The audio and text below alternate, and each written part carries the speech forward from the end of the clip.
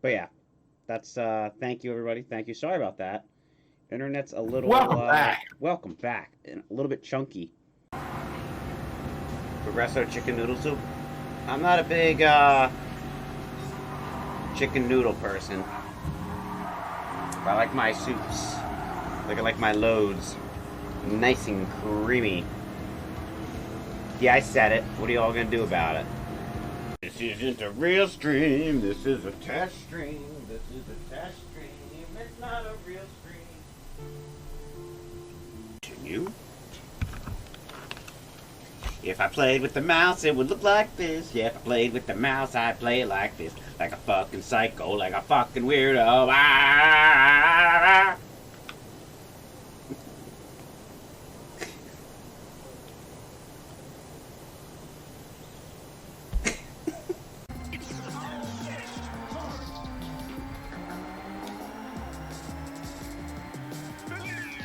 I meant invisibility. Can I touch myself? I mean, you're invisible. You can do whatever you want. Nobody's gonna know.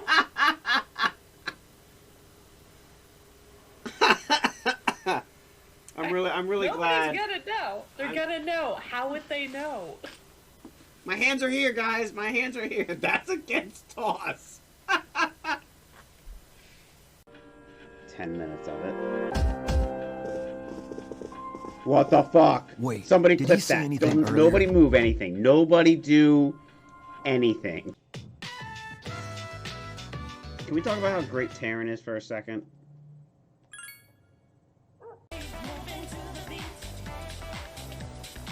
All the G's are really weird. Yeah, all the G's look like weird-ass nines. What is up with your G's? Your G's. Their G's are really weird. What is up with your G? Your G's.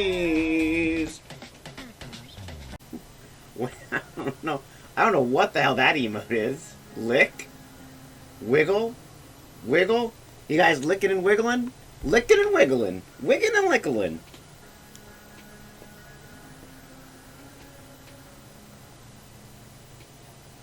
There's a clip for it. Yo, Clipception. Are you ready? Video will play after ad. Of course it will. Oh my god! Boobies, boobies, boobies, boobies, boobies, boobies, boobies, boobies. Oh my god, we did it! Give me that car, I'm getting the Bentley. Give me that car, I'm driving the Bentley. Clip it! Do I get like a choice here? Because I might... Oh, fuck. Oh, fuck. Oh, fuck. Oh, fuck. Oh, fuck. What do I do? Oh, God, what do I do?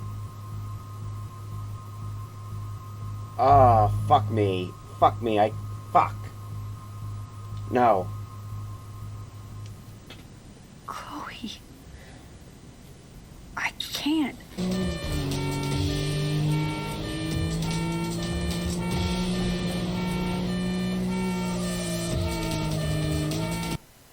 What the hell? Makes sense. Live on stream. You heard it here first. Ryoka will eat their mother's balls. God. I'm such a child. Damn it. I see you fine now. Ooh, there we go. I did my own version of the wasted game. But yeah. That's thank you everybody. Thank you. Sorry about that. Internet's a little welcome back. And a little bit chunky. Progresso chicken noodle soup. I'm not a big chicken noodle person. I like my soups. I like my loads. Nice and creamy. Yeah, I said it. What are you all gonna do about it? This isn't a real stream. This is a test stream. This is a test stream. It's not a real stream. Continue. If I played with the mouse, it would look like this. Yeah, if I played with the mouse, I'd play it like this. Like a fucking psycho, like a fucking weirdo. Ah!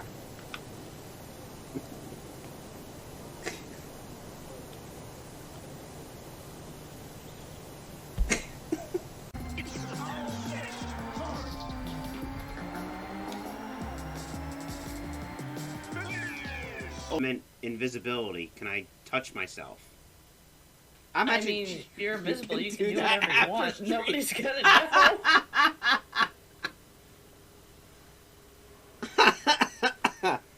I'm really glad. Nobody's gonna know. They're gonna know. How would they know? My hands are here, guys. My hands are here. That's against toss. 10 minutes of it. What the fuck? Wait, Somebody did clip he say that. anything Don't, earlier? nobody move anything. Nobody do anything. Can we talk about how great Terran is for a second?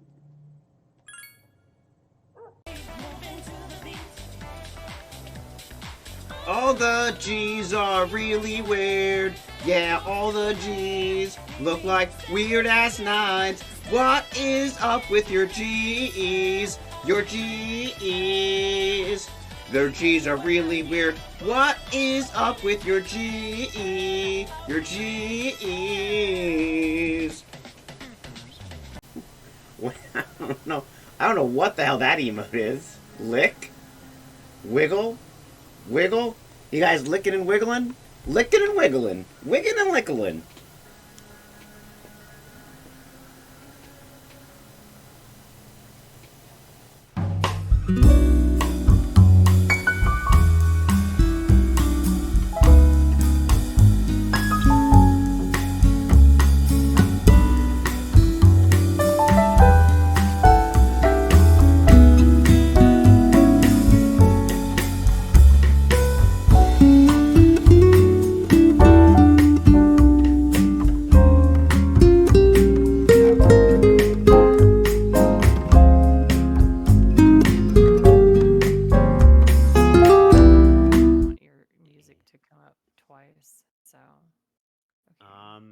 Hi everybody. I probably should have warned you. We're going. That's It's Here we not. are. It's not an Abby stream unless I just completely botch it. That stuff frustrates me because I'm like, oh, gotta be super. I don't know why. It doesn't have to be professional. It's not like this is gonna There's no go. Anybody important is gonna see this. Maybe it will. You don't know that. That's a good point. Yeah. I guess if I upload this to YouTube, I don't know, maybe somebody, of relevance or importance will be like, oh, now I know. Thank you, Taryn, and hello, everybody. First, real quick, shout out to Taryn. She helped me get a lot of things set up for this stream. She made that intro you just saw, and she made a lot of the avatars that we were going to use if we weren't doing camera, but I wanted to dress up because I don't always get to dress up unless it's, for work or meeting representative of Congress. So it's kind of nice to look fancy for y'all. La la. So tonight I'm going to be essentially interviewed by my dear friend Raven. Raven is a former streamer here on Twitch. You might recognize her from that. And yeah, she's a great friend, great person, and I am now going to turn it over to you, Raven. You're a great friend and a great person. Don't tell anyone. I'll try, but I mean, I can't help it if I like to brag about you. I was trying to get your chat popped out here just so I can see it still, but I'm going off the questions that we went over. So I don't remember them. I mean, I think I remember some of them. And there'll be a surprise. How are you doing today, Abby? I'm good. I went to a trans rally here in town. Hell yeah. This afternoon. Yeah, it was a lot of fun. The weather sucked. It was cold and rainy, but not like pouring, but like that misty rain, so there's constantly moisture. in the air, so that part sucked, but a good turnout, and mostly positive feedback from the people driving by because we were in a traffic circle. So we kind of like took the island, uh, like right next to the traffic circle, and just kind of people would honk and wave at us, give us a thumbs up or a peace sign. So there was more like more positivity than negativity, which really surprised me given where where we live here in central New York. It's not exactly queer friendly, but Is it not? no, not I mean not I mean it's not like they're anti, LGBT. Um Not like Central Texas, yeah, right? yeah, it's I mean, we're still a very blue state, but I live in a very red part of a blue Yeah. state. Um That makes sense. No, that makes sense. I mean, Denver is the bluest part about Colorado, to be yeah. honest. And I mean that's why you see I really think the only reason Democrats win certain states in an election is because of your bigger cities, just because there's more people in New If York they're a City. Democratic city. Yeah, and your bigger cities Well, tend to go more liberal anyway. well, actually, in larger states, that's not the case because, I mean, that's why Texas is still red. Almost every single major city in Texas is actually blue, but by now, but even San Antonio. But it's the way that the political, like the polling line, the lines are that gerrymandering and things like Hmm. that, right? So, and the way that they're drawn, so there's higher electoral votes in the smaller places, and so the smaller places in Texas are all red. Yeah, So so the that state adds ends up. up red Yep. because it adds up and it actually outweighs the Democratic vote within the state, which is And why then electoral vote is completely flawed and but it's doesn't interesting work right. But to to I drive digress. through a deep blue like a deep blue state like New York or Delaware and to see Trump flags waving. It's kind of it Yeah. like I saw that when I was down in Delaware last week, and I was like, oh, I go that's odd, but again, there are red parts of blue states. True. That's it. But that was Wow. my day. That's all I really did. And yeah, just trying to get by, living day by day. What we do. That's what we do. Um, Well, that's awesome. I'm glad that you got to go out to that rally, and I'm glad that I mean that's really great that it wasn't that it had a good reception. That's always good. I think that's something we always fear is Yeah. that it might end up badly. But it's always a pleasant surprise when that's not the case. You know, when you get that support that's needed there. So all right, we'll get right into it because we want to get to know you, Abby, and we're talking about your coming out story, your transitioning, Yeah, my how that's affected your life, and um, the things that are meaningful to you in that.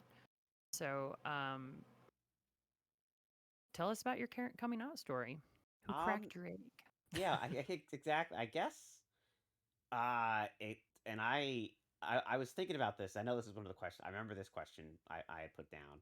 This was supposed to be like the whole like just juxtaposition or whatever the word is for this stream was my coming out story, and a lot of what I'm going to tell you I don't think I've ever said out loud to anybody. Um so I guess you could go way back in the day to when I was a kid. Um I used to when I would say my prayers every night, I used to wish to be a girl just for a day, like cuz God's got a lot of stuff to do. I don't want to be greedy and ask him to make me a girl, a girl forever. Just so that like I just want to see what it's like. I think the first time I ever did anything I guess you consider queer is there was a lady on our street, Ann Heath, very sweet older lady, lived on that block like before my house and all the other houses were even built. Like that used to be a campground in that area. So it's actually kind of cool to hear her tell those stories. But she was hemming a dress for, I guess, a young girl who was about at that time my height. So she was probably, I don't know, I was probably 2 feet then. I was a little thing. And she had called my mom and asked if, hey, do you think they'd want to, be able to do this? And so my mom asked me, and I was like, I go, yeah, okay, yeah. And I remember my mom making a face or kind of being like, okay, when I was like, "Ooh, can you take pictures?" So there may even be pictures of little pre Abby as a wearing a dress, and I wore other dresses, after that, jokingly. Powder puff football um was a big deal. I remember like stuffing balloons in my in my shirt. I got a skirt out of I think my older sister's field hockey dress. I think I wore. And this was I was, I guess, a junior and a senior in college in high school, so she was already like graduating college or out of college by that point. And then just little things online. I used to do role playing on AOL, and I had one character that changed genders. Um, and that was a start of it. And then I guess I kind of repressed all that for 25 years or so. And I made friends with somebody who streamed on Twitch, and it was they were a lesbian couple, and I was like, wow, that's and back then we're talking 10 years ago. So 10 11 years ago, that was rare, I thought. And I was like, "Oh my god, like that's really cool. That is such a like that's like an untapped niche there is couples, same-sex couples streaming. Like that's really cool." Uh so got close to them, kind of got closer to one over the other.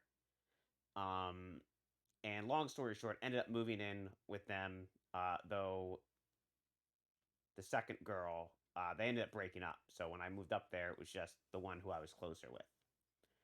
And just kind of got to really explore my gender identity, my sexuality.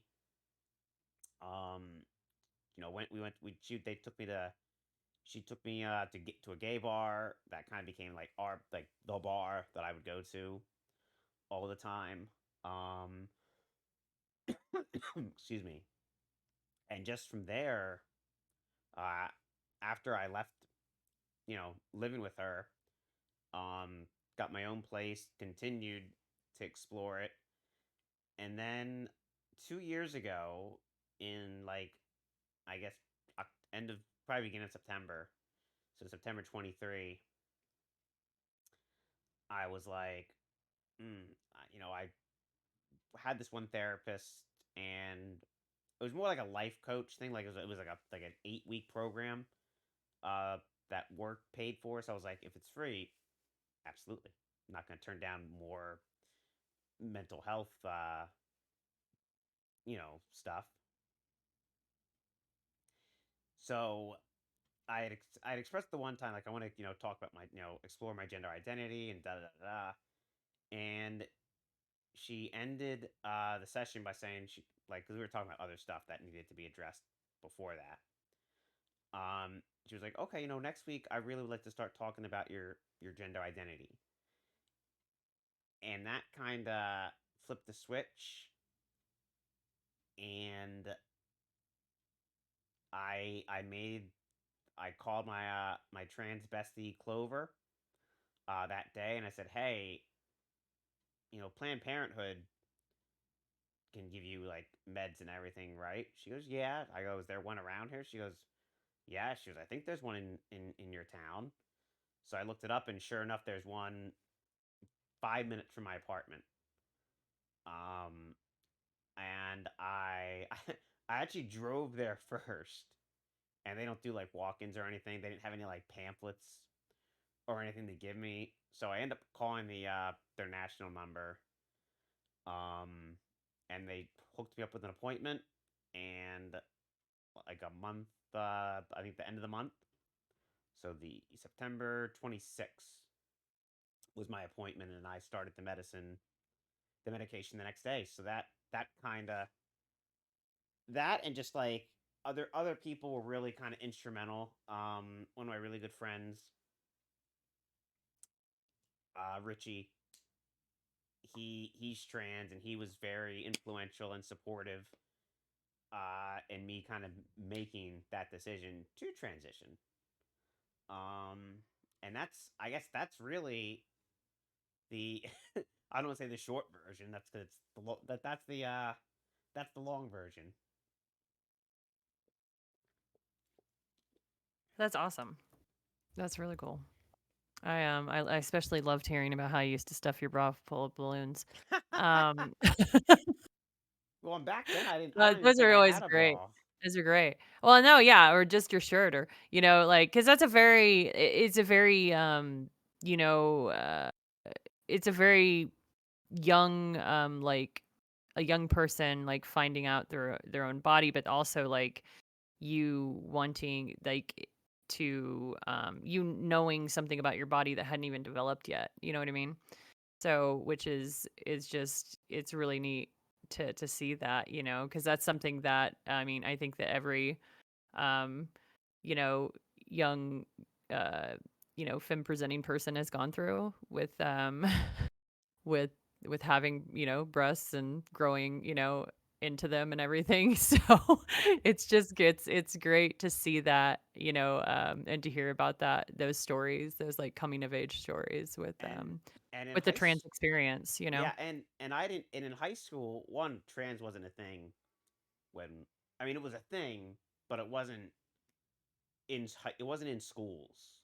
Uh, when I was a kid, no one ever talked about it. I think I maybe had one or two out um classmates. Mhm. And I couldn't I even if I wanted to back then, um couldn't really go dressed in femme clothing. One, because I had no fashion sense. And two, like with my like I had a back brace or a cast for most of high school, so I couldn't wear jeans. Um, couldn't really wear slacks. Like the only thing that really fit around the brace were sweatpants. Um, and I mean, looking back, I'm like, wow, that really sucks. But what else would I have worn? Like, I probably would have just wore sweatpants every day, just because sweatpants are Sweatpants are super comfortable. comfy. They are. They are indeed. Um, so who would you say is a trans icon of yours and Oh, what they mean to you? um, I guess currently, I guess I have three. The obvious answer is Sarah McBride. Um, I learned about her, I guess, gosh, 7, 8, well, probably about 7 years ago, because she was on NPR promoting her book. Um, and I was like, oh wow, she's trans. That's really cool. And then I learned that she was from Wilmington, Delaware, which is like 45 minutes or less from where I grew up. Um, and I was like, oh my god, that's really cool. So bought the book and read it, loved it, and she's just someone that really I think has done a lot for the trans community and continues to do a lot for the trans community. And she's just a wonderful, honest person. I got to meet her um last week when I was invited to attend an event she was speaking at, and it was just it was amazing. She's amazing. Um and yeah, it was just really it was really she's really amazing. Another person I really like who I'm trying to get on here is Gwen Rose. She's a trans comedian in Chicago, and she's on Sorry about Instagram. that. She's on Instagram at I think Princess Gwen Rose. And she's hilarious and just just kind of like, and I she has that sense, that brand of humor that I don't know why, but resonates with me. Like it's like self-deprecating, but like in a like joking way. Like I don't know, that's just really resonates with me. And I guess lastly would be my guy Richie. Just he I don't know, he fills me fills me with hope. He's just a good guy, and I love him to death. Um, yeah, so I would say those three. I know obviously I have a lot of my friends. Clover, I really admire, and she's been super supportive. Excuse me.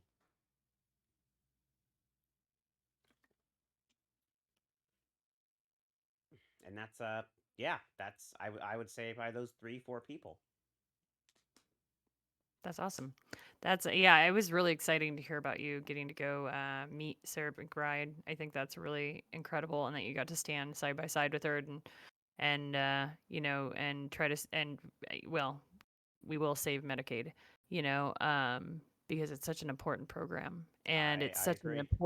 it's such an important you know that was something so much bigger than yourself, and something so much more, important to go stand for. And I think that's so incredible that you were able to do that. And also, with the support of our newest, and our first trans person in Congress. So, our Senate, right? Senate, Congress. Congress. Okay. Um, that's just phenomenal. Like I Yeah. can't I'm just so excited. I was so like elated whenever you told me. I was like, "No way, that's so fucking cool." when So, when I got that email, I was I had to read it. I think I read it like 2 or 3 times, and I was like, because I get emails from her all the time, and they're all automated, like, hey, support us, da da da da. Like this was someone from, and I saw it later. Like they had like their email address was .gov. So Ooh. I was like, this is a real person. So I was like, Yeah. so then there's the moment like, oh my god, is this real? Mhm. Um, and I was like, can I do this? And I think I called like 2 people, and my friend Alexa, she's like, you have to go. She goes, you're going. Like there's no doubt about it. Like you have to go to that. Because Wilmington's far, and being unemployed right now. Well, not anymore, but being unemployed at the time, driving 5 hours down there was like, can I really do that? And then I was like, Mhm. well, I can make a trip out of it, and visit mom and dad, and maybe see some other friends. But yeah, so I responded absolutely, and it was just, I was, it was, I compared it to, I'm a big NASCAR fan, and I've been lucky enough to meet a lot of drivers, in my 32, 33 year uh, time in the sport. Um, and I remember one year at Watkins Glen, we had the first year we ever had garage passes, and I was so excited that night. That night before, I was like, "Oh my god, I'm gonna get to meet this driver. I want to see this guy," and just like this excitement and nervousness, and that's the same thing I felt dialed up to 11 with Sarah McBride, and just the nicest person you could ever meet, just a great smile. Like she just has a great aura about her, and she cares. Like she's not, yeah, she's a politician, and whatever, but like listening to her speak, you're like, wow, like this woman is determined to make a difference. And if you read a book, like it's the same thing. Like you're like, she's just wants to make a difference. I Who am wants to reading her make? book. Thanks Yeah, to you. yeah. It's yes. I was very very excited. I got. So you're not the only one I got interested in that book. So my Oh, I'm sure therapist, not. I'm sure. yeah, But my I got my therapist interested in it. And she's a part of like a queer book club out in Syracuse, and she goes, we went, she goes, I talked to somebody and we put it on the list. And I was like, oh my god, like let me know when you guys read it because I'll absolutely, go to that meeting because I think that'd be really cool to hear what other people think about it. Because I kind of feel like Sarah McBride's kind of a hot button issue in the trans mhm, community right now. Um, and you know what? I'll get on this soapbox because I'm, you know, you can call me a fangirl or a Sarah McBride apologist, but everybody wants to shit on her because, oh hi, Daddy, thank you. Uh, because she's not constantly standing up for trans rights and she's saying we need to be more patient and make space and it's she's not wrong. Like we are not going not. to get anywhere without listening to people and educating them on about us. That's the only way it's going to happen and it's a hot button issue right now and it probably will be Mhm, still come midterms next November. Uh that's if we make it to next November. Um but it's she's done so much for the community and I think to you know give her grief and just shit on her like that is just it's disingenuous and it's uncalled for. Um, she's done more for the trans community than anybody that's complaining about her. Like and that's the other thing. A lot of us we're just very catty. I think is what my friend Clover said once, hmm. and it's a shame. Like we're not gonna get anywhere by attacking each other. Like that's That's that's absolute. that's Nobody counterproductive. is going to listen to Yes. you whenever you're tearing them down. Nobody's going to listen to you whenever you know, um, you're right. Like nobody. That's not how change is made. That's not how progress is made, or compromise even. Like or trying to get somebody to understand where you come from. It doesn't. If you're not willing to hear them out too, that's how it works. Is you do have to be patient. You do have to um I think it's just everybody Hmm. in our LGBTQI plus community is just tired of waiting, tired. You know, it's just, and it's understandable.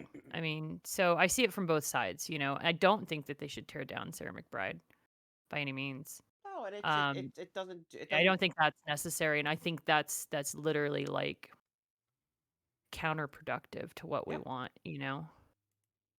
So that's unfortunate to hear. yeah. Like I don't know if it was last week he sent it to me or well not this week. Yeah. So one day last week Richie sends me like a post from Facebook and it's about Sarah McBride saying we need to make more space in our tent about having conversation with Democrats and people are like crapping on her and just like saying she turned her back on us. Like she's turned her back. Like she's a politician now. Like she's no like yes, she's still an activist in a way, but she's not. She's not an activist anymore. She's not going around the country like she was, 7 years ago, which is what she was doing in 2018 after the election was continuing to fight for trans rights. Everybody forgets about that. They just want to focus on the here and now, but she's was like a crucial part of the human rights like she worked with the human rights campaign for a few years. I Um, don't yeah, I didn't know that. I yeah. mean, and Up I think that's spoilers. fantastic. Well, and I think that, like, a lot of people don't realize, like, the general public don't quite understand the long game that politics is, you know, and that's what Sarah's doing. She's playing the long game Yep. because she has to. Because And if she's she goes in hard and fast, they're going to vote her out immediately. It's not or they're not going to want to work with her. She Mhm. has to get people to want to work with her in Congress. She has to get people to want to work with her, to want to support her bills, to want to, and that's all a part of the long game. Politics is really, it's a very like fine line to walk, you know. Yeah, and she's not So, stupid. Like I mean, my God, she went to American. She was president of American, the student body at American University at one point. oh, So she's educated. She knows what she's doing, and she's been in mhm. politics for well over a decade.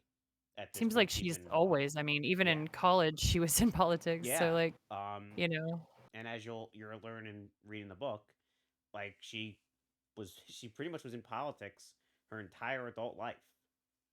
Um, and yeah, it bothers me that, and again, it's counterproductive to be, I think, hypercritical of people in the community. It doesn't serve a purpose. it doesn't. I mean, we should be, full force supporting her. She's the first trans person to become any part of politics. So, I mean, that's pretty monumental in and Yeah, of and itself, she's you know? paved the way for others. Right, Um, exactly. So she's the one that's going to, you know, um, exactly pave the way. So I mean, there's gonna be she's gonna take wrong turns sometimes. yep, Even that's gonna happen that's because called she being is a human. pioneer. That's called being human, right? Exactly. We have to. That's the only way we learn, and that's the only way we know which way to go.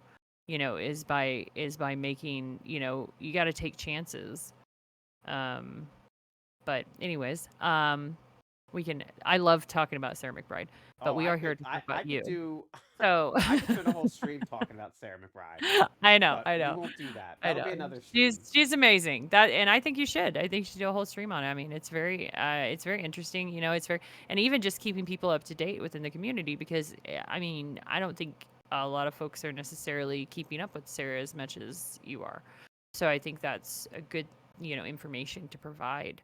Um, because I some of us like me in particular, I don't watch the news. I don't stay up to date on things as much as I probably should, but it's to protect my own mental health. Yeah, no, I don't. So It's taxing it at is. It best. starts to drain me and and I get too uh, politically passionate, I guess, is what you would say, and it can become like to where it's just affecting my mental health and my everyday. So I keep in the know as much as I can, but not as much as to know. So it's interesting to hear about. Um, so what is it like being trans in 2025? I forgot about I forgot about this question. It's I and a lot of this I'll save for therapy. Um, but it's scary. I mean, I'm not gonna lie. I was very surprised. Um, at the number of people that were honking at us in a positive way at that rally. Today. I really thought that, again, I'm in a very red part of the state. I really thought, there was going to be counter protest. I didn't, and once I saw exactly where we were, I go, wow, people are going to throw things at us from their car windows. Bring my mic a tad closer. Okay, I can do that. I actually got the mic right here, so let me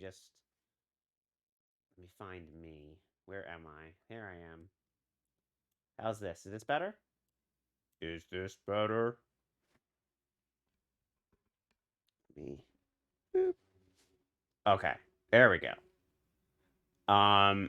Yeah, it was all positive. I mean, I think I saw less than 5 people drive by us with dirty looks.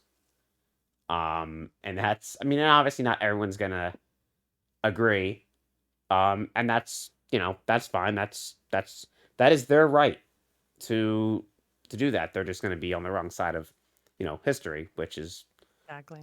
something they have to live with when it comes time, to answer for the things you've done in your life. And I think everybody will have to answer for the good and the bad that they've done in life. But yeah, it's definitely not easy. I think it's hurt me in finding a job, in a way. And there's nothing no one's gonna say. I applied at one job and didn't even get a call back after doing like the video conference interview. Um, and that's a job I should have gotten.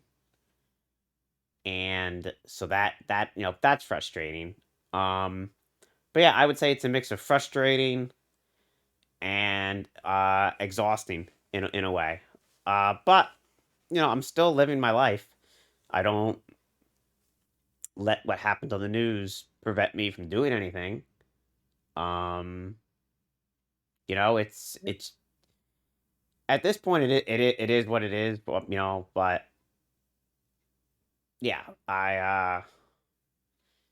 it's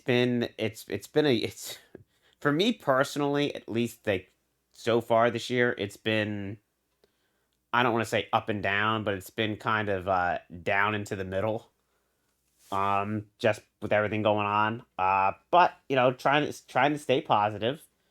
And I think that's the thing is you have to try and be positive. Yes, it sucks. It's scary right now, but I think we need to one you, we need to do something.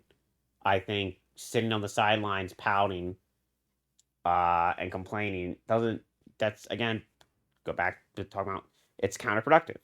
It doesn't serve a purpose. Do something with it. Um, you look at perfect example. Uh, Gwen Rose takes that and uses comedy.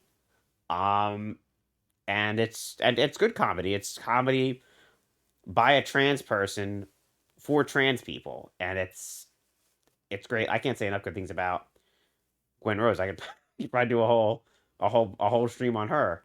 Um, uh, so yeah, I think it's tough to be trans in 2025. Um, but I think there's light at the end of the tunnel. It's just that tunnel's really far.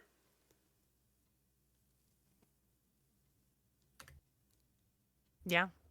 Um, I so think yeah, hope is a big thing. hope. That's the Hope is word. the most important thing to hold on to, especially in times like this, and turning towards community.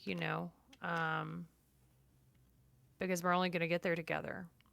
So I definitely agree with you. I don't think sticking your head in the sand or not, or just complaining about how things are going is going to do anything. I think it's widely important that we, in every, every way we can resist it, in every way we can find hope in the future that we want to create because we can create it, even if it's very, discouraging right now. So And and Chris just hit the nail on the head. It takes a village. We absolutely. we, we, we can't no one person can do this alone. And I think we need to realize we need to lean on each other in the trans community. And I think don't be afraid to ask for help or reach out to someone that you don't maybe haven't talked to in a while that's trans just to see how they're doing. Um, and it goes that you have to be willing to ask for help too. Um, like you can't keep it all bottled in because speaking from experience, it ends badly. It ends very very badly. Um, so yeah, I think it's important to use the resources you have at your fingertips or that you don't have. Um, uh, you know, to do. Um, and Chris said that that's where I struggle, and yeah, I did too. Until I had a breakdown and ended up in the hospital for a week. And it's not fun. Um, I of course think, and other people tell me that's not why you were there. That I was there to help other people, because I didn't get much out of being in the hospital other than medication, and insurance. But that's my thought on that. We're in this together. Absolutely. Absolutely. That's the most important part. And it is hard to reach out whenever you're struggling. I mean, it is hard to reach out. It's hard to reach out. It's hard to get help. It's a hard thing to do, but it's vastly important. And the people around you want to help you. The people around you care about you, and that's an important thing to remember too. And I think part of Um, it's like it's a pride thing. oh yeah, Um, we're an individualistic society, so yeah, we were birthed from boomers, remember? So think about how much our parents reached out for help. Not very much. You know, um, it wasn't a widely accepted thing to go get mental health help.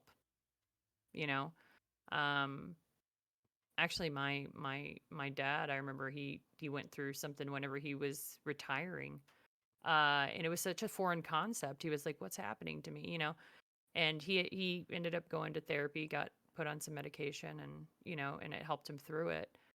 But it was something he had never even thought to do because it wasn't a part of you know, their go-to thought process, you know, for that generation. So like it's interesting. But so yeah, we were kind of we were raised by, those parents. So it makes it even hard, it's harder because that's how we were, you know, yeah. kind of raised to be, is do it on our own, pull ourselves up by our bootstraps, right? you know, Hmm. but that doesn't really work. And it's not really how we're supposed to be. We're supposed to be community based. So that's uh, And that's and hard.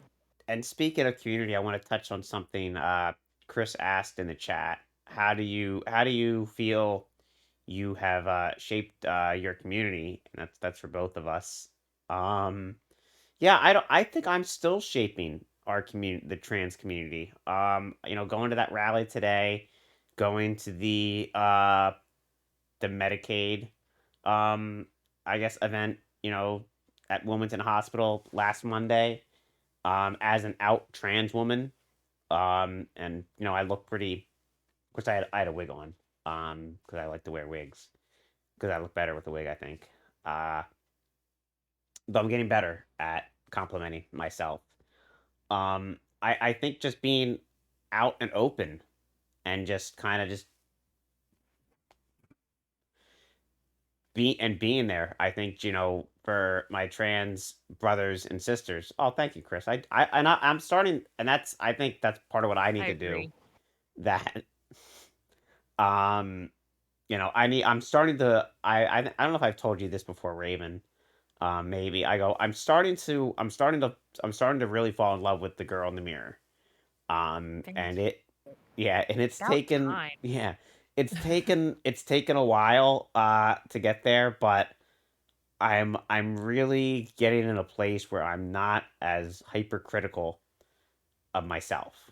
I'm not constantly crapping on myself and reminding myself that I'm, an asshole and that everything's my fault. I'm, you know, I'm getting better at seeing that yeah, I'm gonna make mistakes, stupid mistakes. But you gotta roll with the punches. What It's about the only you? way we How learn how to do anything. So, oh, what about me? Well, I think being out is shaping the community. Um, I came out when I was 21.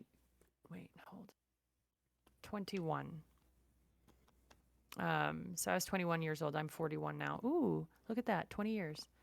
Wow, congratulations. 20 Happy years. anniversary. Came out. That's wild. I never thought I'd say that. So, I didn't, when I came out, and I remember my friend telling me that when I came out, he's gay, and he was like, you can never go back in, right? I was like, Once you're out, he's you're like, out. once you take that, and you come out, you can't take it back. And I was like, I know, and I was like, I don't want to, and it was, but I think attending the first Pride that I ever attended was a tiny little. I was just talking about it with Angela the other day, actually. It's a little tiny Pride we went to, in San Antonio, Texas. It was like a semicircle around this park. You could walk around it in probably about 10 minutes, and it went it was so small and so and now they have a big parade. We watched it grow over the years, and every time we went out, every time you're visible, you shape the community. Every time that you support one another, you shape the community. I'm actually going to be doing. I got together with a boutique. Ooh. A boutique, queer boutique that's opening up here in Denver, and called Butterfly Express. And I'm going to be walking in a queer fashion show next weekend. Oh, that's awesome. So yeah, it's going to be a very, very exciting, thing. And and I went there, and I wanted to do it because I wanted to support this new queer business, because I'd never heard of a queer boutique, and they're actually tailoring me I bought one of the vests that they had in there, and I got to meet with a fashion, the person dressed me and picked out all my clothes, and they were wonderful. And I ended up getting a vest, and they're actually tailoring a vest. They have a tailor there. Oh, And they're wow. tailoring a vest to my form, because finding a femme presenting dress, or not dress, a vest that fits my form, but has what I want it to look like on my body, it's really hard to find.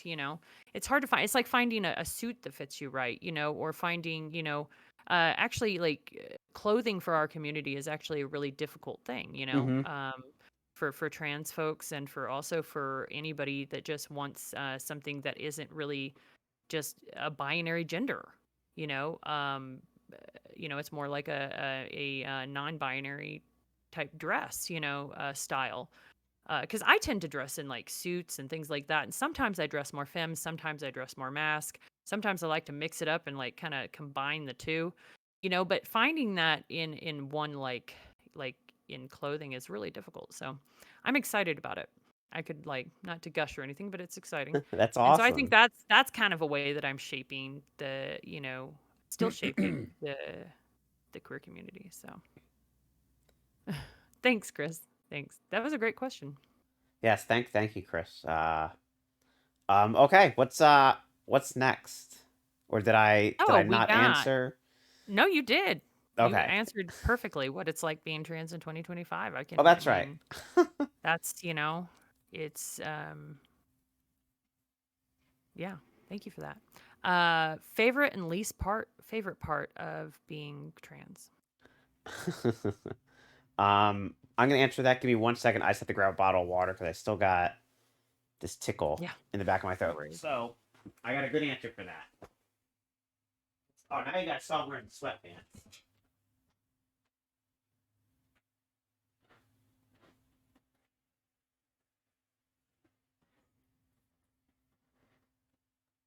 It's all right. I work from home, so I wear sweatpants often to work. I'm like, oh, I got this nice shirt on, this my yellow That's what I do. blazer, and sweatpants. What do you think I do for work?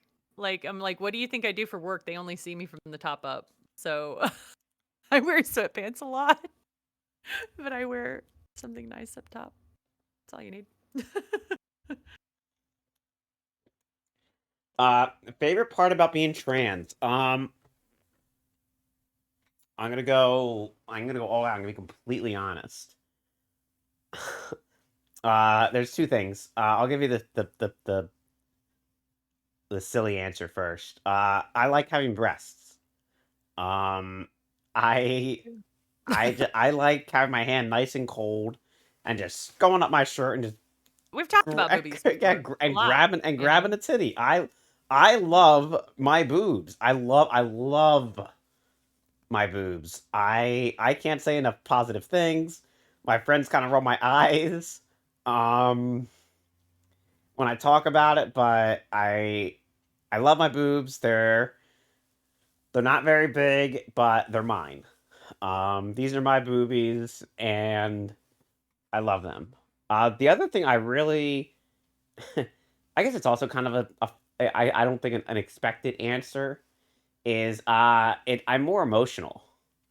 I loved I think when I and I'm still, I guess a baby. I've only been on it for a little over a year and a half now. September of 23, so not quite 2 years, not quite, a little bit more than uh a year and a half. Um and yeah, just like the fact that I'm just so in tune with my emotions. It's it's phenomenal. Um And I guess the one drawback about being on the medication you and I were talking about before stream is I think that kind of like cuts it down a little bit.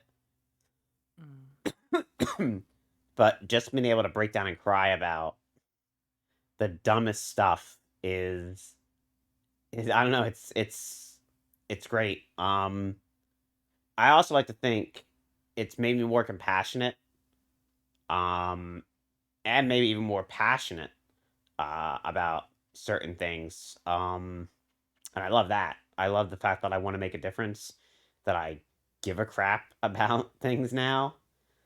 Um, Other than, race cars and video games. Yeah, I would say those two are probably my favorite. I guess my least favorite, I guess I gotta say that. I don't know. I think it'd be nice if the estrogen medicine did something to my voice. I don't like that my voice doesn't change. Um, and I can't do the coaching and everything for that. I just can't. That's not something I could do. There are voice training classes. I know Yeah, that. I don't think I could do that. I'm trying to No, find, I guess, the right that's fair. pitch for my voice. But that's tough. It's not. Have you ever thought? I mean, there's like actual voice coaches. Have you thought about that? Yeah, Like you can get I a have voice thought about it, but coach. I'm like I don't, because then that's money, and if it doesn't Yeah. work, I've wasted that money, and I just Accessibility is hard. and that too, accessibility. Though I guess with everything being online nowadays, maybe that's a little bit easier. Uh, Probably, I would assume so. but yeah, I don't care for the voice, and um, I guess I mean the obvious stuff, not being able to find work right away, um, and I'm still pooping. I thought maybe I'd be at the part where I would stop pooping, like a real, because well, girls don't poop, right? That's Right? oh my goodness. I was not I did not see that one coming. Because I still, That man, yeah, you should stop pooping soon. It's I don't know, maybe I'm not taking the uh, medicine the right way. maybe not, the hormones should definitely help Yeah, with that, but I gotta up my dosage again. oh my goodness. Oh. Looks like we have a question again Yes. from Chris.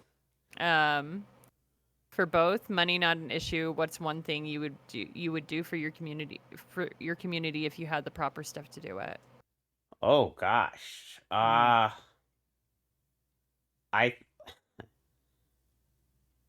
I don't mean I don't know. I think you know what would be nice? I think if you rent out like a big concert hall or whatever, and you do a trans prom for trans youth, and then, maybe that'd be on the first floor, and then the second floor, it's a trans pride, trans prom for older people. And it's Mm-hmm. just the place to hang out, have fun, and dance with somebody. I think we need to do more for trans youth, so I'd like to maybe center it around them.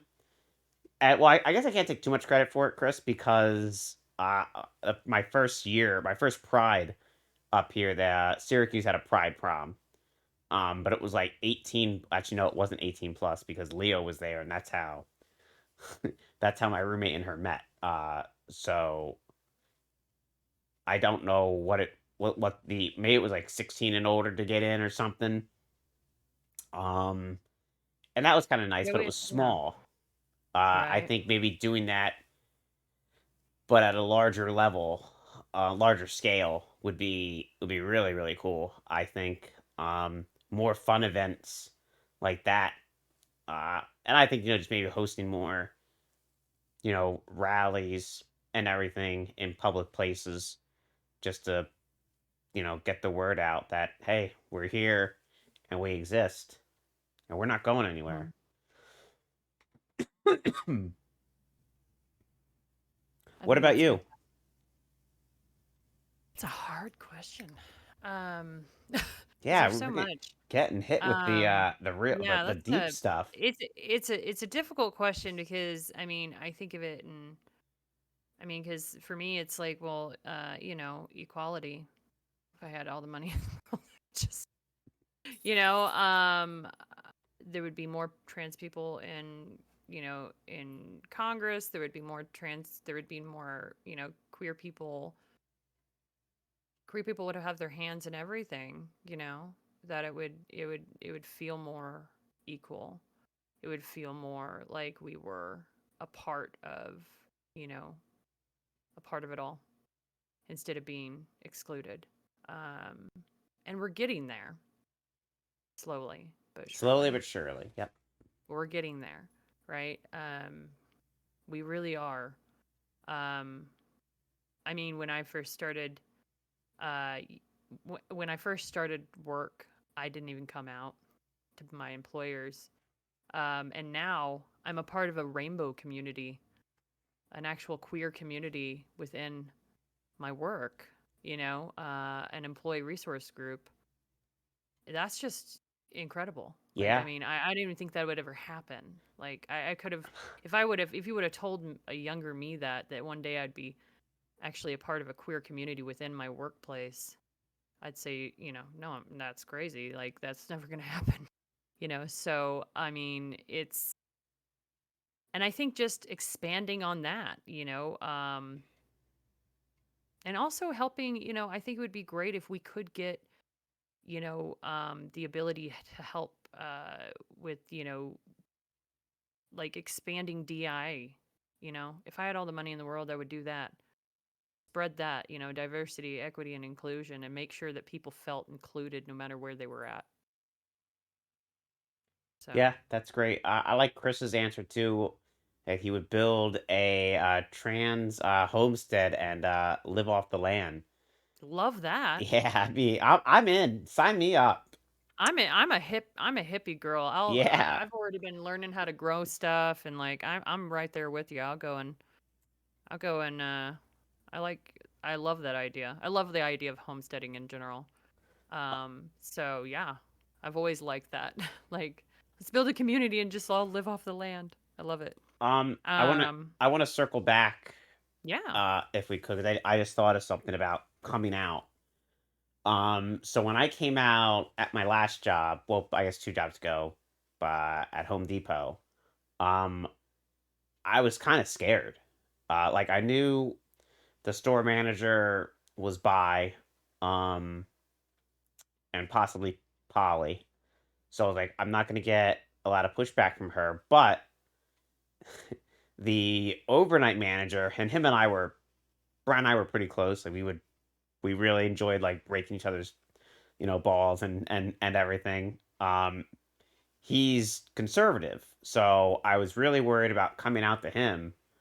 And the funny thing is, every time I've come out to someone, I've I've been met with just such acceptance and love. It's I'm kind of taken aback by it because people are like, "Oh, okay," and it's funny like people don't care. And I don't mean they don't care if they don't care about you. They don't give a shit. Like, okay, you're trans, or okay, you're gay. Um, like you just like they don't. It's not a big deal. And it's just to kind of be met with that every time I've come out. I've been really blessed that Yeah. it's been nothing but love. And from Brian to really just kind of accept me was that's really felt good. Though I haven't I haven't talked to him since I left. I'm really curious what he has to say with everything that's been been going on politically. Um Mhm. lately I'm very curious to see him because some people are just blind, I think, to they're like, well, no, it's just like no, like what's happening in our government is horrible and possibly illegal. Um, Mhm. so I'm kind of Not curious what he. possibly. It is Yes, illegal. yes. So I'm kind of curious what his thoughts and everything are because he's a bit more pragmatic and I think logical conservative because yeah Mhm. or Republican, I guess is the word because you have Republicans and conservatives, and that's not to get on that tangent, but yeah, There's a difference. there's a difference. You're right. You're right. Yeah, At the no, same, yeah, that's great. And it's fantastic, I'm glad that you've had that experience. I'm glad that and that's what I mean, that it is changing, you know. yeah, The I way wouldn't people have been. think about is changing. It's we just like I said, as a community, I think we've been fighting for so long. It's just people are starting to get tired, you know. Tired of fighting and just they just want acceptance. They just want to feel included. And it's such a simplistic act, that it's getting to the point where people are just, fed up with it of not having that of people, responding and, when they do get negative responses, well, why? At this point in, we should be far past this, like it doesn't shouldn't be the way that it is. Yeah, Um, I agree, Everyone should have the experience that you've had, everyone. and I think what Oh, what kind of it's kind of a double edged sword for me. I came out much later in life. mhm, So I think like my parents are both older, so they're kind of like, it's your life, whatever, as long as you're safe. And I first came out to them as gender fluid and pansexual, and they were kind of like, well, we don't know what that means, but we still love you. And I was like, oh, like okay. And then I'll tell this quick story. So I came out to my older sister's trans first. I had already been on hormone replacement therapy for like a month and a half, and she was gonna be home for Thanksgiving. Like her and her side, her husband and kids were coming in. They live like in Coatesville, so they're like an hour away. So, and I was gonna be home for Thanksgiving, so I said, "Hey, I'm gonna tell mom and dad at on Thanksgiving that I'm trans."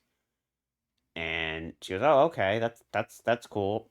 I go, "Do you think I should do it before or after dinner?"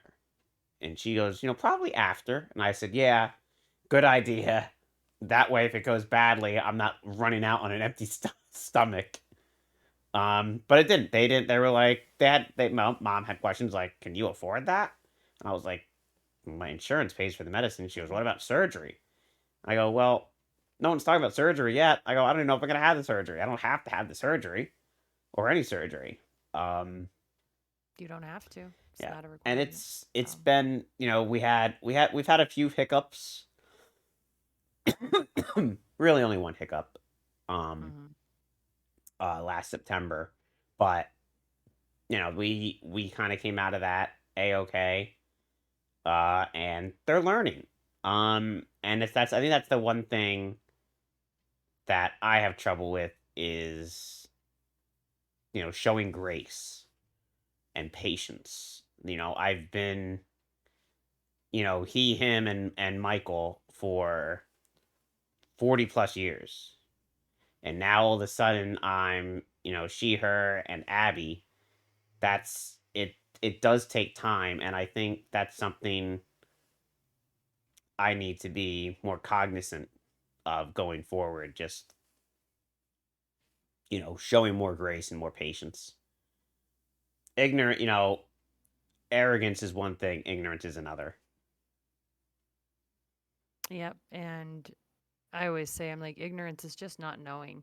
It's not malice. Right. It's not, I mean, it it's not, can be, but it's not it always. can be, but it's not always. Ignorance, well, ignorance is one thing, and then knowing something and then continuously acting in the same way, that's different, you know? Hmm. Like, yeah, ignorance to me is just a matter of not knowing, something. And then what you do with it once you do know, that's what really matters. And the trying and um the trying to change. And it's not going to be perfect.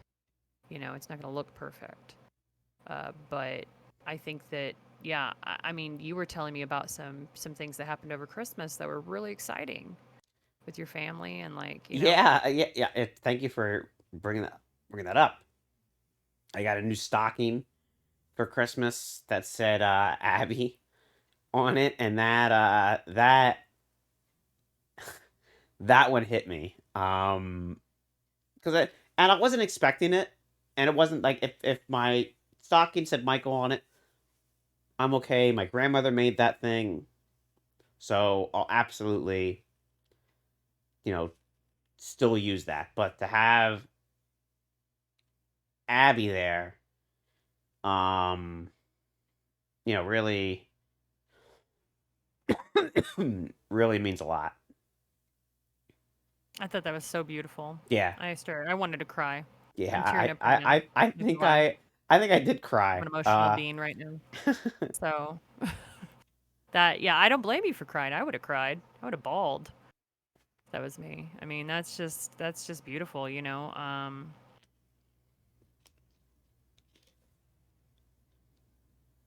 And it's such a big thing, but such a small thing. Like it's a small gesture, but such a big impact. It's the little things I think that The little really things. um It is. go a long way. Yeah, it really is. I mean, that's what. I mean, just you know, thoughtfulness, kindness. You know, these are things that can really just impact so heavily. I think that's so awesome. I'm so excited for you. Um, how do you overcome gender dysphoria? Ooh. Um.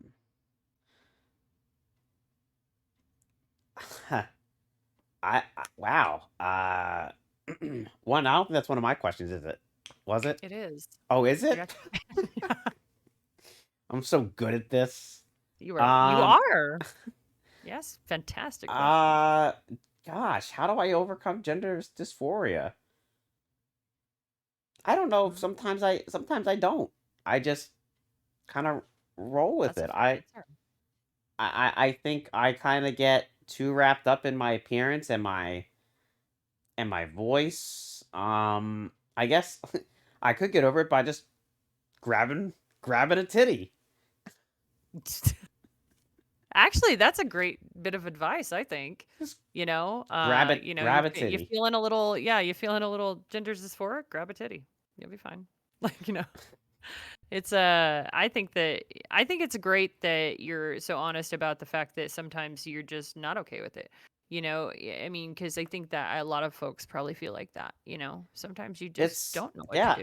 it's tough, and I again should save some of this for therapy, but I'm an open book. Like I sometimes question my transness. Sometimes I don't feel like I'm trans enough. I mean, I I definitely think it's don't. a pretty. Yeah, I definitely don't want to be a guy. I don't. I don't like it. I love having you know breasts. I like being more emotional, more compassionate. Um, and that's something I'm working through in therapy right now. Uh, but yeah, that's something I struggle with, and I don't. I think gender dysphoria is always going to be there. I don't think there is a trans person out there right now that doesn't, still experience gender dysphoria. I'm sure Sarah McBride has her days where she just gets in her head or she reads comments online and the gender dysphoria hits her. Like I'm sure it happens and it's a shame, but it's the nature of the beast. This is what we signed up for. And you're gonna have those moments and days where you're like, oh, I'm not enough, or wow, I don't like this about me, and da da da da da, or that person's wears that outfit way better than I ever could. Um, yeah, I think the one thing we shouldn't do, and this is the pot calling the kettle black or preaching to the choir, because take my own advice here, we shouldn't compare ourselves to other people in the community. Like we are ourselves. This is who we is. Um, that's just you are who you are. You don't need to compare yourself to somebody else. Like you're fine the way you are. Unless you want to do more. Like if you're talking like, oh wow, I want to be more like this person who's speaks at rallies and organizes soup kitchens and everything. That stuff's fine. I'm like you going to a rally. Like me going to a rally, right? But you don't want to be like me, guys. Don't. Why not?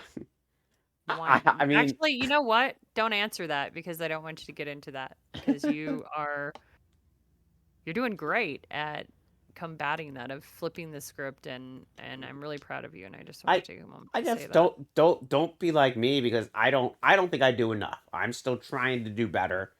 You And I are enough. think yeah, thank you. I need to hear that sometimes. You are enough. Um, yeah, thank you. Yeah, I think we should be our own people. If you want to be like me, I would say be like me in my passion for wanting to make a difference, for like Mhm. caring about the community and just wanting the community to be better and safe. That's how you can be like me. But Absolutely. be your own person. We all have something to offer. We all have something to bring to the table. Mm-hmm. Mm-hmm. And we all have your unique expression of gender. It's not, am I femme enough? Am I masc enough? Am I, you know, it's your expression of gender is you. It's whatever that is to you. And that's what uniquely makes it beautiful, you know? So I think that's fantastic. And I think that you are a beautiful, wonderful soul, Oh, Abby. thank And you. I am very lucky to have you as a friend. Well, Mm. I'm gonna return your kind words with this. I think that what I do sometimes is before I do something, I'm like, what would this person do? Would Sarah McBride say this to another human being? Like when dealing with like online trolls, and the answer is no. She would just ignore it because she has better shit to do, like running her office. Um, but you're one of the friends I have where I'm like, what would Raven say if she heard me say that. She would be like, Abby, no. And I think you are a friend that I don't want to say idolize, because I don't think you should really idolize people, but I think you know what I'm trying to I know say is, it's yeah, I sweet. appreciate you at um such a such a high level. I just think you're an amazing, amazing friend, a great person, and I didn't mean I didn't mean for the stream to be about us just constantly complimenting us back and forth, but it feels It's all good. right. That's what friends do, right? We're here to be each other's cheerleaders. That's the whole thing. Like, I mean, and I think that's what I should live. You should live to boost people, live Mm-hmm. to remind people about what value they hold in your life and in the world. Like that's important for people to hear that. It is. So I am.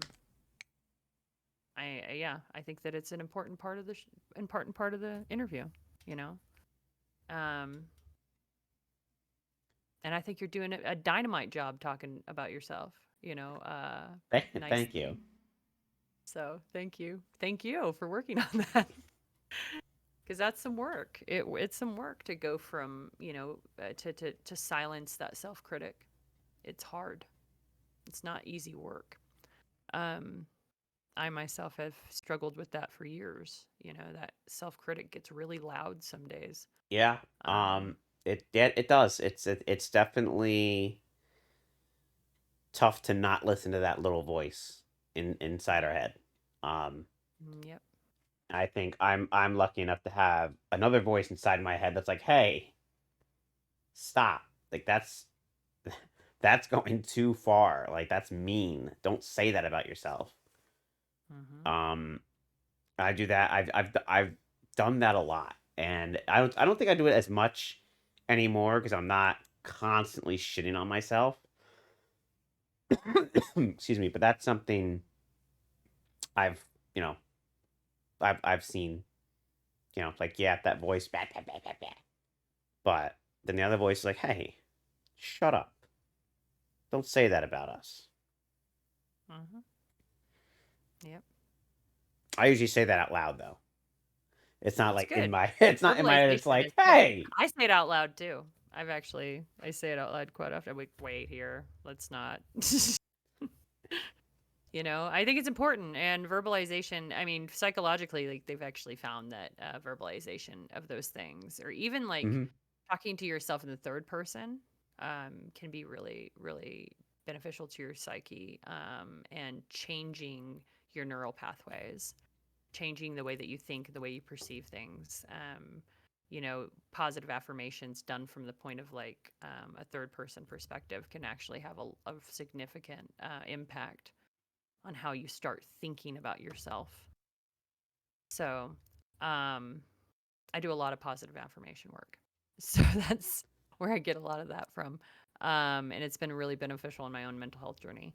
But yeah, I absolutely think it's important to kind of like, if you need to verbalize it, say stop it, because a lot of times that will break your brain out of that cycle. Because sometimes it's just stuck in that cycle and inside your head there, you know. So, well, if you could have dinner with one queer celeb, who would it be? And what would you talk about? Oh, that's a good one. I think that one was me too, wasn't it? It was. Yeah, some of these I set up like I just want to talk about Sarah McBride for 2 hours. I could tell. I think the obvious. There's obviously two. Um, obviously Sarah McBride. God, what would we talk about? Probably talk about Wawa for a little bit because she loves Wawa. What Probably. is Wawa? Oh my God, what is I'm Wawa? sorry. I don't know if we have enough time to talk about Wawa. I guess what's a big. I guess a big like gas station slash convenience store. Like, do you know Sheets or No, I've heard of Sheets though, I think. We It's have cheap. Maverick here, or So like you can get Quick Trip. so you can get like sandwiches Yeah. and stuff like that.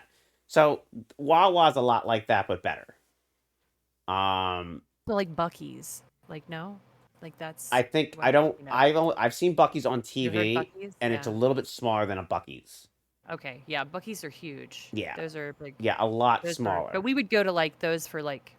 I mean, me and my brother like went on a midnight run when I was in Texas, just for snacks Yep. and like dinner, basically. So, Yeah, they do sandwiches, all kinds of hoagies. Now I think they make pizza now, and they have great coffee. But yeah, so we probably talk about Wawa for a little bit because I love it. I miss Wawa so much. But then I'd ask like probably some of the questions you're gonna ask me. I think like if you could go back 10 years, what would you say to yourself? What would you like? What advice would you give yourself? 10 years ago, if you could go back in time.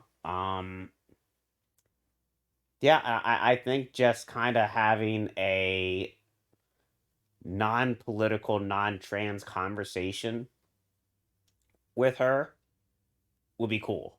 Because I'm sure that's got to be tiring for her because it's either politics or trans rights. Those are probably the things all the things she asked about and talks about the most. Her trans identity and yeah. yeah, and politics. And people are Um, made up of so many other parts. yeah. So, yeah.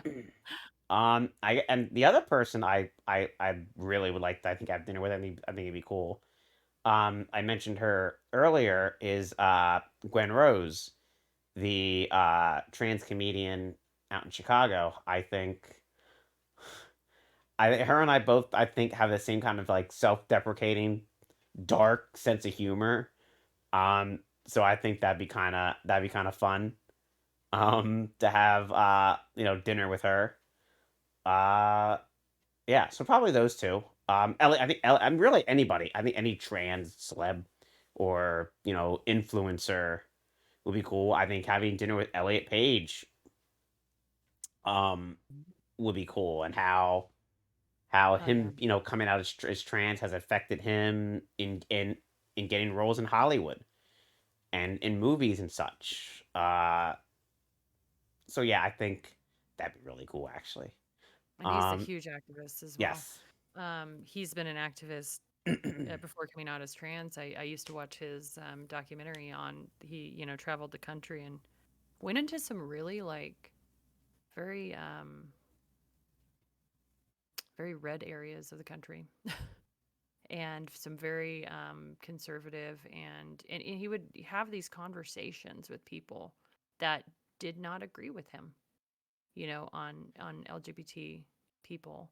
He would have try to have he would try to build bridges. That's what he was Hmm. trying to do, And that's and it was what we were. beautiful to Yeah, watch. and we were talking about that earlier about what Sarah McBride says we have to do as a community and as Democrats. Like we have to listen To to listen. other people. Like even if Yeah. their opinions are you know come from a place of bigotry and hate, we still need to listen to them. We don't need to accept it, absolutely not, but we have to at least listen, and they have to at least listen to us. And we're obviously not everybody's gonna agree, but you got to meet in the middle, and you can't meet hate with hate. No. Nothing's gonna change if you just meet someone with the same hate they bring to you. You have to come to them with love and understanding, and just and educate them. You have to like Yeah. that's part of the cross we bear as trans and queer people. Um, is like we have to educate people. Like if we want change, we have to be the ones to unfortunately educate people. And that's tiring, but it's what we have to do if we want to be accepted. It it's like going back to that conversation of ignorance. If they've never met a trans person, right? If they've never met a gay person, they don't know, and they don't have, or they don't know, they don't. It's just like, what does it say? There's a meme going around right now that's like, if you support the things that's happening right now, you don't love a trans person, you know a trans person. And that's absolutely true. Well, I Like in a way, like you if you support the you know the the dismantling of legislation that keeps trans people safe, then you are not really close to a trans person. If you are, then you don't really fully understand what you're doing to them, because if you were, then you wouldn't. um one of my really good friends is she's a lesbian. I call her my lesbian. I know. Because I know who you're talking about. and Not she is me. a yeah, no, God no. She is a staunch Republican. She voted for Trump.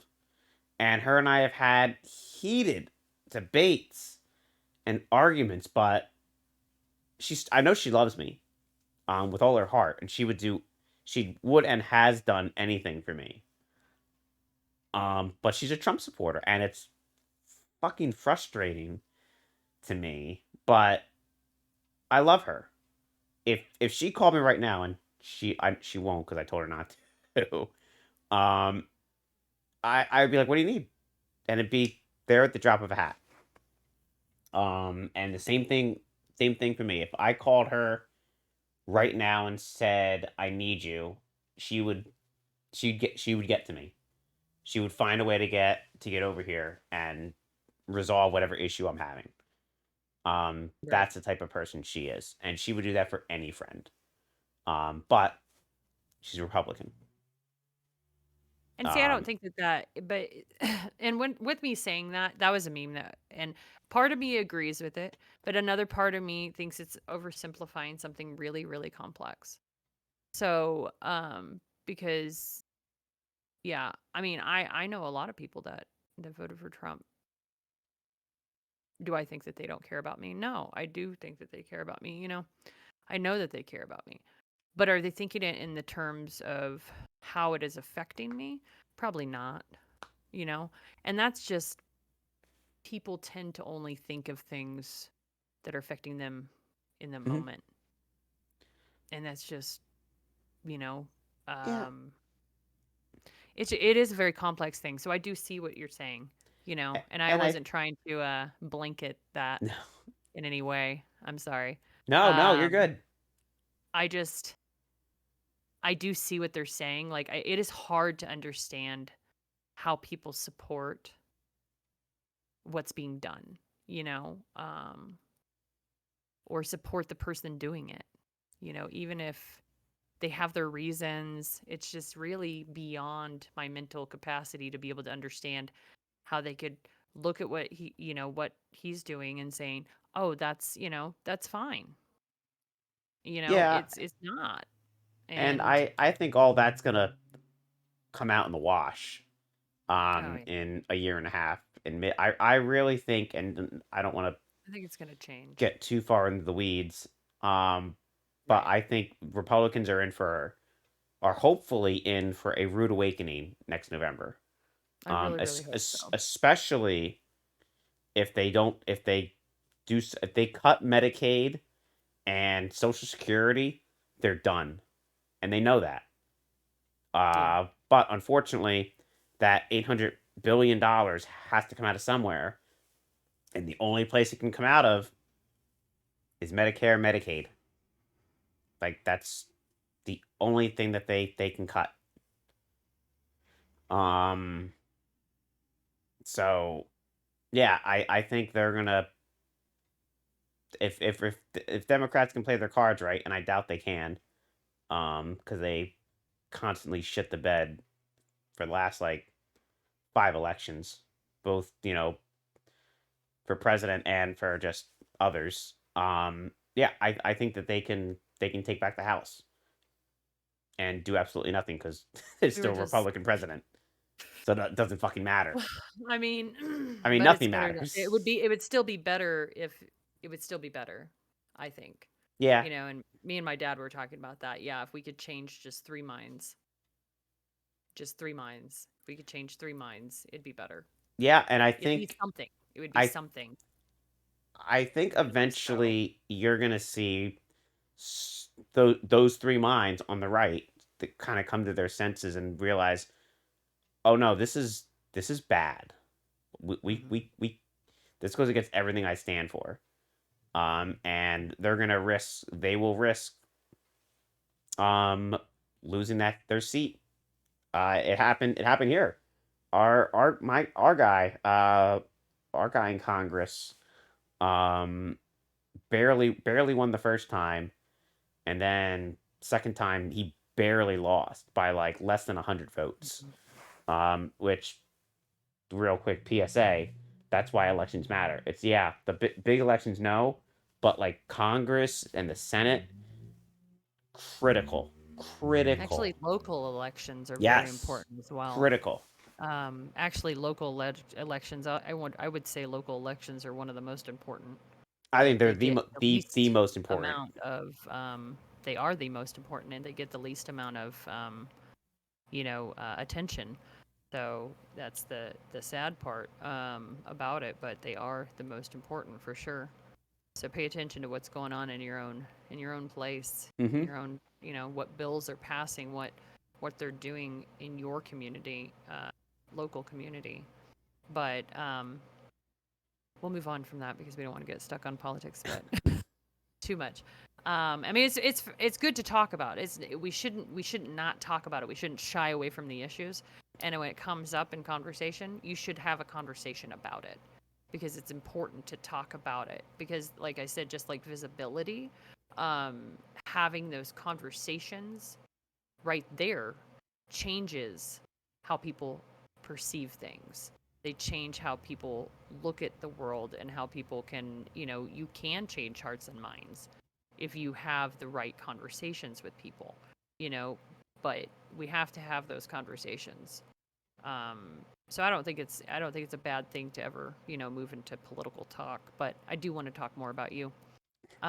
Because this is about you and your experience and journey. Um, so if you could travel back 10 years ago, what advice would you give yourself? You know what's funny about this question is, again, not to go back to her, but I had Sarah McBride in mind with this question because 10 years ago she was 24, already had transitioned, and I'm really curious what she would say to herself at 24. What 34-year-old Sarah McBride would say to 24-year-old Sarah McBride. My story is a little bit different. At 32, I I was still living at home and deeply closeted, not even like ready to even poke my head out. And I think the advice I would give me is, hey, God, I was in such a, I wasn't even, where was I working 10 years ago? Would I even been able to? I think I was still at the racetrack full time or part time. I would have told myself, hey, like you're trans, buddy. It's like you can come out. Mom and dad aren't going to care. They are going to love you regardless. And you may not be able to do it right now, and you may have to wait, you know, a few more years, several more years, before you can afford it, but you can do it. And you should. You deserve to be happy, and in the long run, this is where you're meant to be. Also, invest in Zoom. Buy Zoom stock. Sound advice. Sound Yes. advice. Um, And actually do buy you wish that GameStop you? stock too. Yeah. There's a whole movie about that. You do you wish you would have come out earlier? Yeah, I mean, yeah, the thing is, I didn't know 10 years ago I was trans. It just, that switch was still not flipped all the way up. Um, but yeah, I wish I did, but I also don't think I could. Um, obviously medicine's not free. And I don't know if 10 years ago I was smart enough to know, like, well, you can just get on, you know, whatever. I would never have thought of that. Um, Maybe somebody, I'm sure one of my more intelligent friends would be like, dude, just go on, get Obamacare, like pick a plan. Like you don't make a lot of money, so you're not going to pay a lot. Um, so yeah, I think I do wish I had transitioned earlier. I'm kind of curious what that would look like for me, professionally. Because again, where I'm originally from in New Jersey, and where I was working when I was in New Jersey at the time, pretty red. I mean, I parents pretty liberal. They voted, um, you know, Democrat last few elections, I believe. Um, but yeah, yeah, I do. I wish I had. I missed a lot when I was younger. Um, but also again, 10 years ago, it wasn't, well, 10 years ago, that's 2015. It was just starting to become the hot topic of, of the day. Like it was before then, no one really talked about it. Yeah, there were Mhm. laws prohibiting it and whatnot, but it wasn't as it wasn't as talked about as it is today. I don't think, at least. I didn't hear much about it. But then I kind of lived with my head up my ass for most of my life, unfortunately. Well, not true, not always.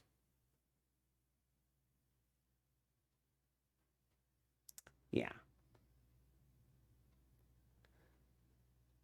Well,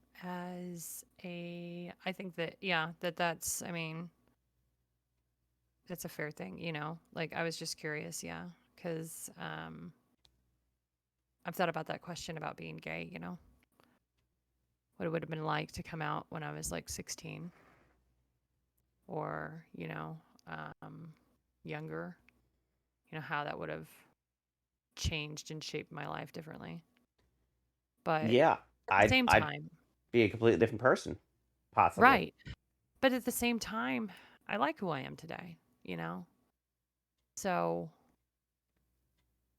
having those questions, it's interesting one to think about. Yeah. At the same time, I don't think I would have changed when I did Yeah, I because of think that, about it a lot. 'cause, yeah, there's just certain things that I think, feel like you kind of missed out on too, you know, Mhm. um, But also, being able to experience organically, you know. you talk about, coming out at 16, 25 years ago when we were in high school. God, 25 years ago. It wasn't like, how many gay or queer classmates did you have? One, and she was ostracized and bullied. Yeah. So, I mean, so it had a negative connotation to it. It's not yeah, it's not it's not I like it would have is came out today. in college, Yeah. which is when I came out It's because small town Texas was not the place to come out. So,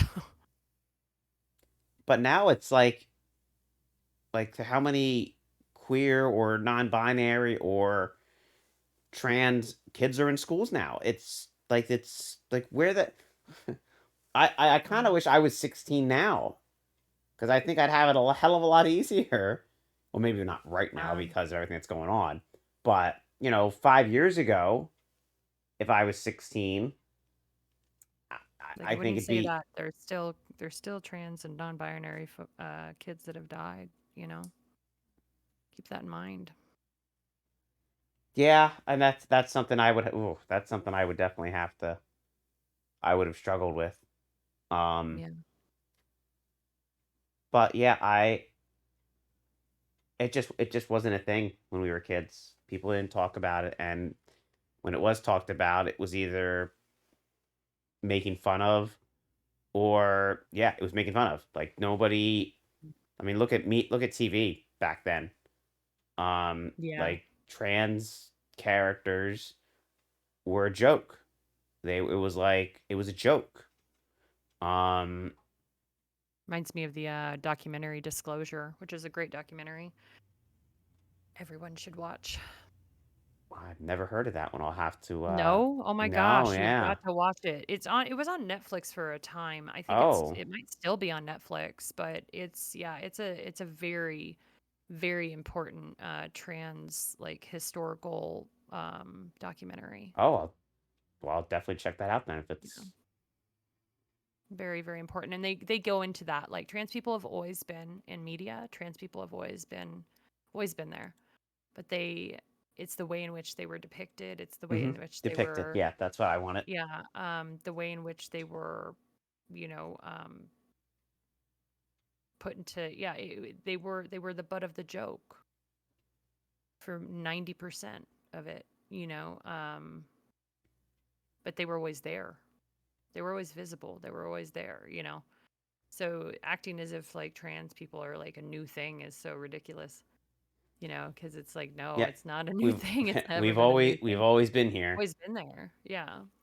I mean, and I mean, you can go as far back as the '70s with All in the Family. It had an episode Mhm. with the They trans discussed that. character. Yeah, Yeah. they discussed All in the Family Um. as one of the ones that they bring up. The show. I think it's what is it? Just Shoot Me. That Just Shoot Me. Yeah. Yep. David Spade had. Jenny Mhm.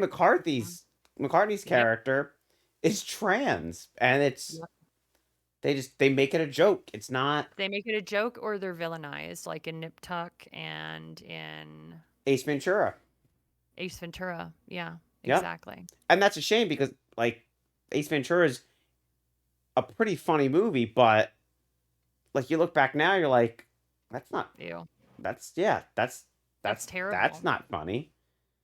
Yeah, that's not Um, funny at all. It's demoralizing. yeah, and that's a shame, and I often wonder, and I think Terry Gross on NPR asked this of I think Jonah Hill or somebody once, like, would you make that movie today? And the answer was, no, I don't Absolutely think not. so. But also, like, we grow as people, so like Yeah. what you Yeah, I mean, what you did things 20 years don't ago, age well. A yeah, lot of things don't age well. There's a lot of movies out there. There's LGBT movies that don't. I mean, I won't say LGBT. I'll say gay and lesbian movies that haven't aged well, because within the gay and lesbian community, it's something that maybe doesn't get talked about as much. But trans people were not accepted always in the gay and lesbian community. Even and and I think that's becoming more so. But I mean, even in my communities that I've been in, like within, I mean, we've had people that came in that were transphobic. There's been there's gay and lesbian businesses that have been transphobic, which is ridiculous to me. But it's transphobia doesn't just it's not just towards cis het people. You know, um, it's sad, but you would think we wouldn't have that, but like it is a thing. I mean, and there was a lot of like, I mean, Marsha P. Washington's contributions to Stonewall were kind of washed over, that she was trans. It was not, it was not she wasn't really given that, because the trans community was not as the gay and lesbian community is one is not always is supportive of the trans community. It's gotten a lot better, Yeah. you know, as time has gone on. But that's what I mean. Like people learn, people, you know, they change their minds, they change the way they view things, you know, and it's kind of like how we look at, you know, certain movies that were, you know, had racist connotations to them, you know, and we wouldn't make those movies now, You know you what's know. you know what's crazy? There's So a really old movie, like 1947, Bing Crosby's Holiday Inn. Great movie, except for one teeny tiny part. They have blackface in one scene, mm, and you watch that, and you're like, "What the hell were they ew. thinking?" And mind you, yeah, it's the late 40s. But They didn't, still, you're like, yeah, but still, you're like, "Ugh," like that. God. Like it's uncomfortable It to is. watch It is. now. And now I go back and watch movies that are similar in that with trans people or, you know, or even gay people when they sling gay slurs, you know? Like, I mean, and it was so normalized even being a gay person like that didn't even necessarily ring with me, you know? Like necessarily back then. Yeah, I thought it was mean, but like, you know what I mean? Like it was so normalized. Yeah, And that was the scariest part about it is how normalized it was, you know? And that's just and now you go back and watch those and you're like, ugh, you know? Those movies, like I don't even remember some of them having those things, you know, movies I grew up watching, you know what I mean? And I'll go back and watch these movies and I'm like, oh, they did not age well, yeah, you know? it's Like and it's how did I not catch all the like anti-LGBT content within this, you know? and Like I think so a movie like Ace Ventura, which is like I think people regard that as not one of the greatest comedies of all time, but it's like one of the more quotable movies of the last 30 years. Like, I wonder now if Jim Carrey would be like, if you had to do that movie again and not change anything, would you? And I think the answer is no. I would not do that movie again. I I don't think don't he care would. how much money I it don't made think he me. would, Yeah. but I don't think he would. No, I don't either I would because hope again, not. people grow and People change and change. People do yeah. grow and people do change, you know, and what they thought was okay was not okay and they didn't, you know, um maybe have the insight or the perspective to see that. I don't know, you know. Um it's sad that it was ever that way. Yeah. It was ever normalized to treat people like that. Um it is. But if you could change one thing about the LGBTQ community, what would it be? Um that we weren't such catty bitches a lot of the time. It goes back to what I was talking about earlier. I think we need to support each other. I think Mm, attacking and belittling those that have done so much for the community is disingenuous, it's uncalled for, and it's counterproductive. Get over it. mm. Like not everybody in the community is going to have the same views on stuff. Like that's how it is, Cupcake. Like deal with it. And I think just people just need to get over themselves.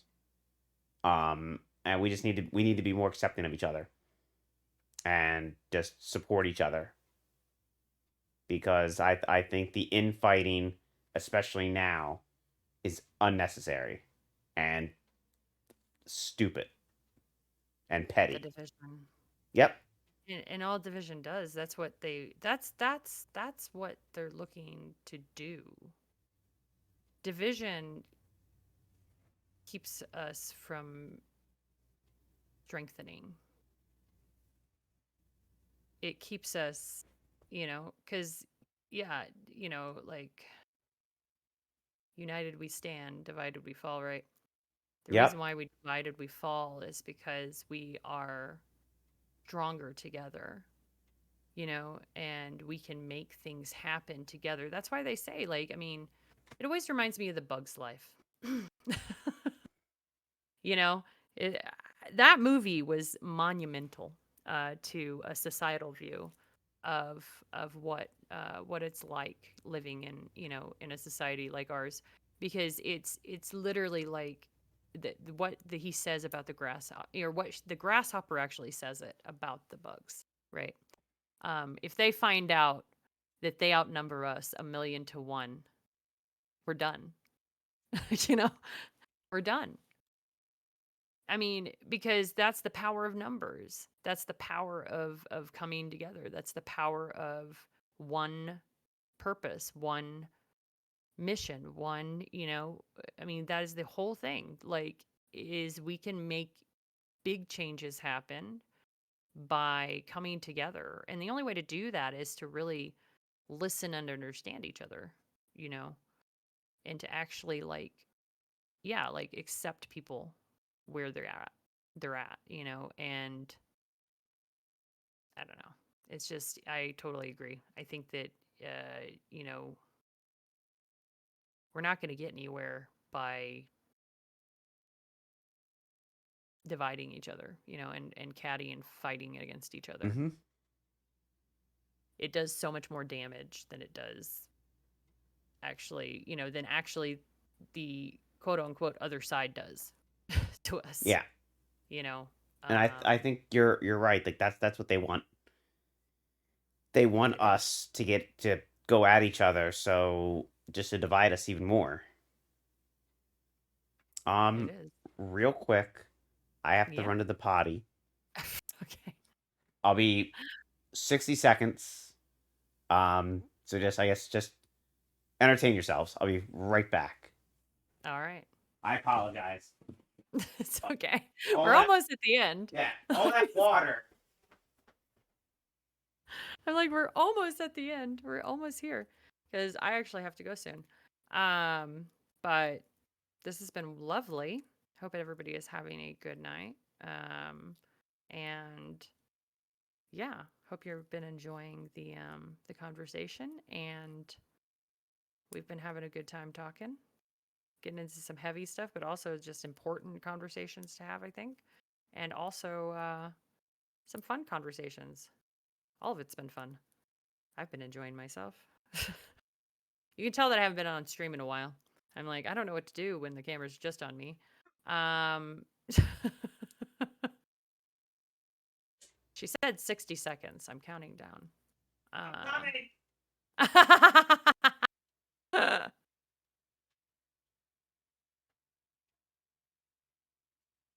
been a very long time, but I'm glad that we got to do this tonight. I wanted to interview Abby, and I think it's been a wonderful, wonderful, insightful I apologize. conversation. Yeah, I know. It's I know we're okay. getting towards the end. I couldn't. Yeah.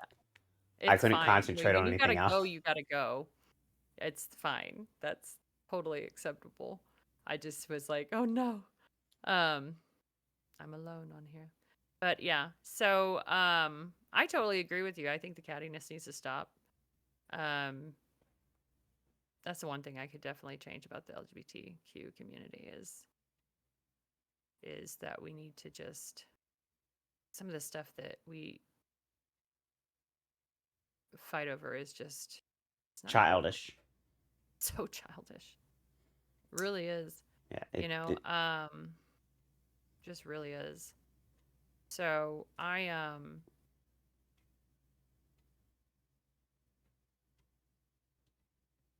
yeah, that's all I got on there. But I think that's pretty much, I mean, that'll wrap it up for me. We're coming up on, about 2 hours now. So I think that, I mean, if you want to talk about, what is something that you would want to tell young trans kids? Oh, wow. Hang in there. It's life unfortunately can be very, very scary sometimes, and this is one of those instances, but you're not alone. People will love you. People will accept you. Just remember that it's not all doom and gloom. There is, light at the end of the tunnel. It just, like I said earlier, it's just that tunnel is very, very long right now. But you're loved, and we need you. We need you because you are our future. Um, and just don't give in to hate. Just just love. That was a good question. I didn't. I don't. I was that a Raven original? That was in a Raven original. Awesome. Well, if So, that's it, I want to thank Raven. Raven, do you have anything you want to plug? Like your Instagram. I know you don't stream anymore, but is there anything? I haven't even kept my Instagram up. I think the last thing I posted was my like my final farewell. So, but I mean, I kind of want to start posting pictures on there again. I mean, I have pictures. I just post them on my personal Facebook now. Yeah. But I've been getting back into art, so I'm gonna start posting my art more on there. Yeah.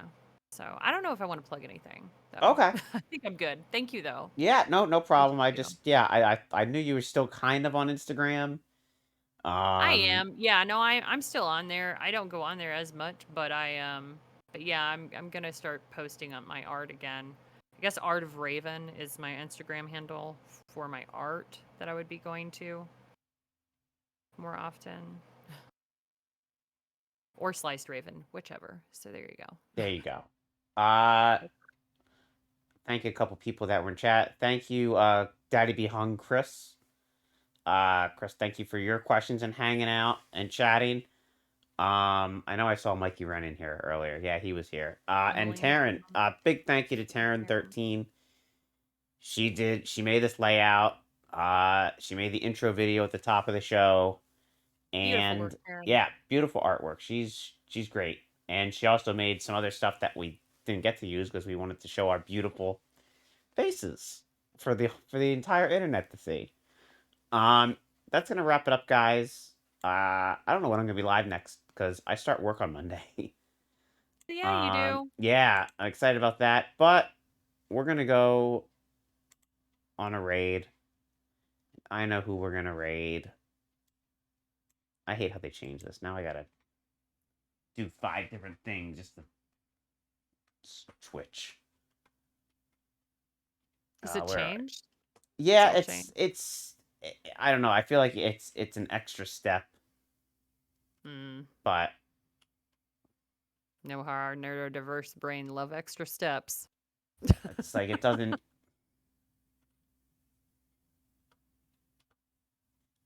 Now this is annoying me.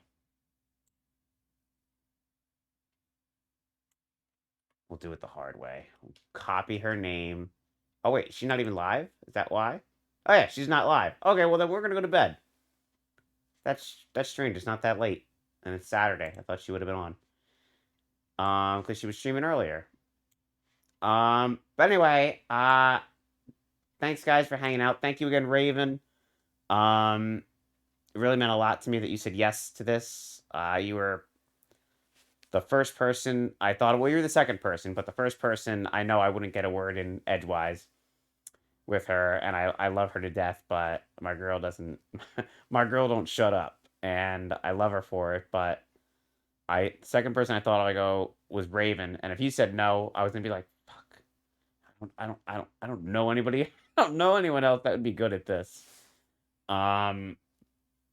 So greatly appreciate it. And pleasure. yeah. I hope everybody has a great weekend or what's left of their weekend. And yeah, I'll either stream tomorrow after the race or probably middle of the week when I have a free moment to update you guys on everything.